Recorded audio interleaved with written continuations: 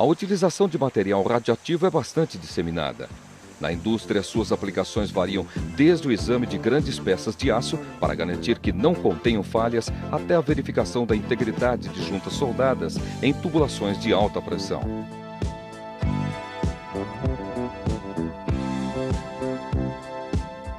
No campo da pesquisa em agricultura, traçadores radioativos são empregados para estudar a vida animal e vegetal e para desenvolver novos fertilizantes e pesticidas. Na medicina, materiais radioativos são usados tanto para diagnosticar quanto para tratar doenças. Para fins de diagnóstico, uma pequena quantidade de material radioativo pode ser administrada ao paciente para que a condição de órgãos ou glândulas dentro do corpo seja exibida no visor de um aparelho para diagnóstico nuclear. A radiação emitida por uma fonte de cobalto pode ser aplicada ao tratamento de pacientes sofrendo de doença maligna.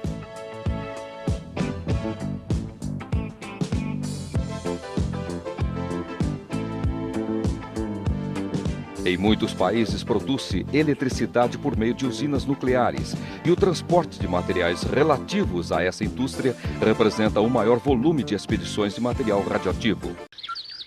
Para compreender os procedimentos estabelecidos nos regulamentos, vejamos primeiramente o que significa radioatividade. Não há nada de novo na radioatividade, na medida em que ela está presente em nosso próprio meio ambiente natural. Rochas, terra, água e vegetação contêm substâncias radioativas naturais, que têm estado à nossa volta desde que a Terra começou. Desenvolvimentos científicos resultaram, com o passar dos anos, na criação de substâncias radioativas benéficas às pessoas. O transporte desses materiais do produtor ao usuário é um serviço essencial.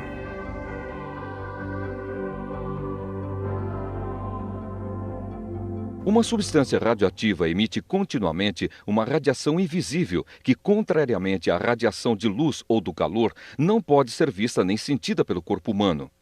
Entretanto, essa radiação pode ser detectada e sua intensidade pode ser medida por um monitor de radiação como este.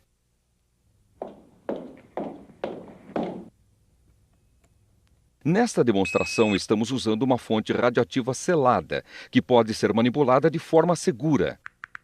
Quando a fonte é retirada do container, o monitor detecta imediatamente a radiação, produzindo um sinal audível. A intensidade da radiação também é indicada pelo monitor. Quando a distância entre a fonte e o detector é ampliada, a intensidade da radiação diminui, da mesma forma como o calor do fogo diminui conforme a pessoa for se afastando dele. A radiação apresenta diversas forças de penetração. Certo tipo, a radiação alfa, pode ser bloqueado com um pedaço fino de papel.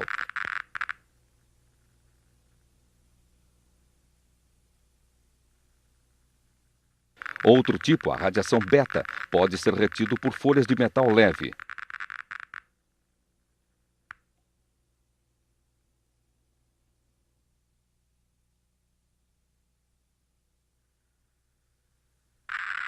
A mais potente e penetrante é a radiação gama.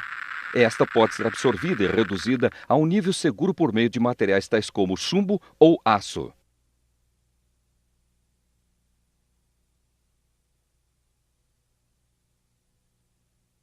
Fontes abertas de radiação apresentam dois tipos de risco. Primeiramente, a contaminação do corpo através do contato direto com elas e, particularmente, através da inalação. Em segundo lugar, a emissão de radiação, que pode penetrar diretamente no corpo e causar danos aos órgãos internos.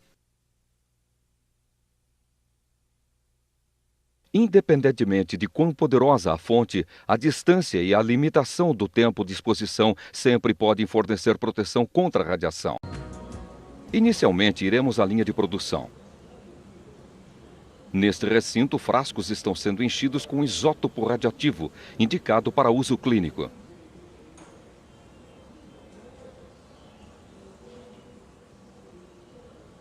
Depois do envasamento, a tampa de cada frasco é posicionada, criando o primeiro nível de contenção.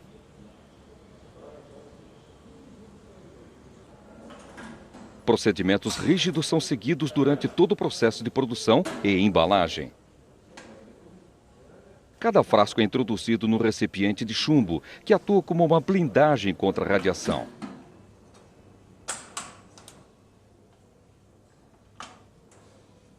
Antes que o frasco seja encerrado dentro do recipiente, um material absorvente é colocado do lado de dentro, com capacidade para absorver o dobro do volume líquido, caso o frasco viesse a ser quebrado.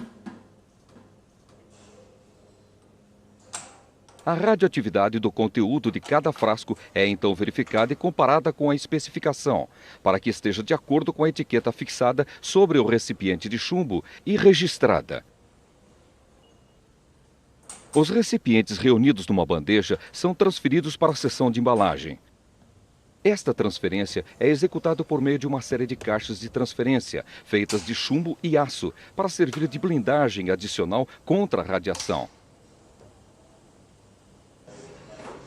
A linha de embalagem encontra-se na sala adjacente. É aqui que as caixas de transferência são abertas, na outra extremidade. Agora, os recipientes são inseridos em latas metálicas. O lado de dentro da embalagem de lata cabe bem justo em volta do recipiente, para proteger seu conteúdo de choques.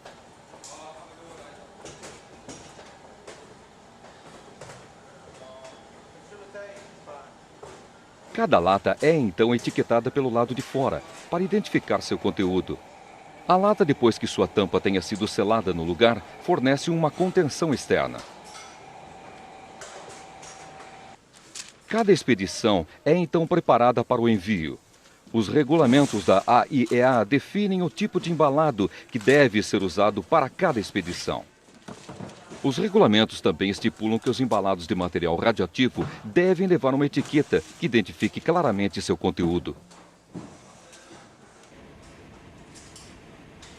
Quando a radiação do embalado é tão baixa que não apresenta restrições para manuseio e armazenamento, utiliza-se a etiqueta categoria branca 1. A etiqueta também indica o conteúdo radioativo principal e a atividade. Níveis mais altos de radiação são assinalados através de etiquetas categoria amarela 2 e categoria amarela 3. Além de enunciar o conteúdo radioativo e a atividade, as etiquetas amarelas também identificam o índice de transporte do embalado. O índice de transporte toma como base o nível máximo de radiação a 1 metro da superfície do embalado ou as propriedades físseis do conteúdo.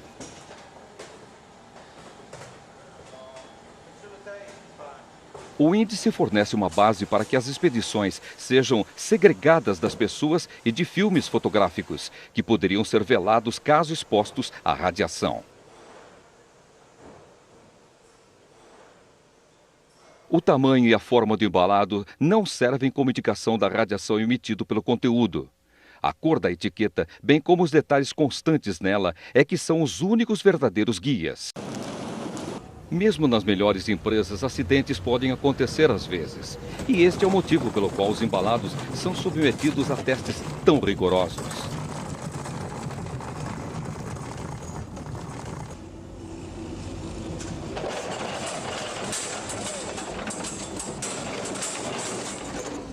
Em caso de você estar envolvido num acidente desse tipo, não toque ou mova o embalado. Assegure-se de que outras pessoas também se mantenham afastadas. Lembre-se sempre que a distância lhe fornecerá proteção.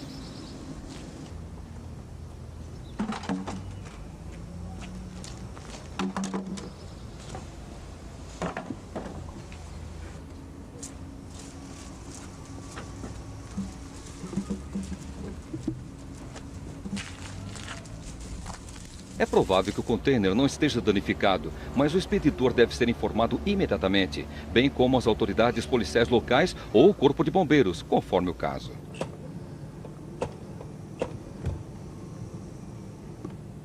Gostaria de informar um incidente envolvendo um pacote com material radioativo.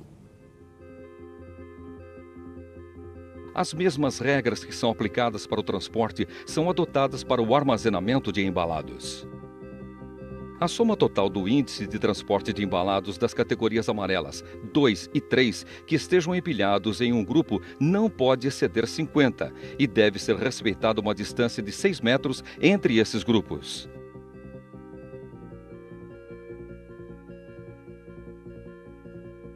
Nunca armazene embalados de etiqueta amarela próximos a uma área onde haja alguém trabalhando de forma contínua ou perto de filmes fotográficos que podem ser afetados pela radiação.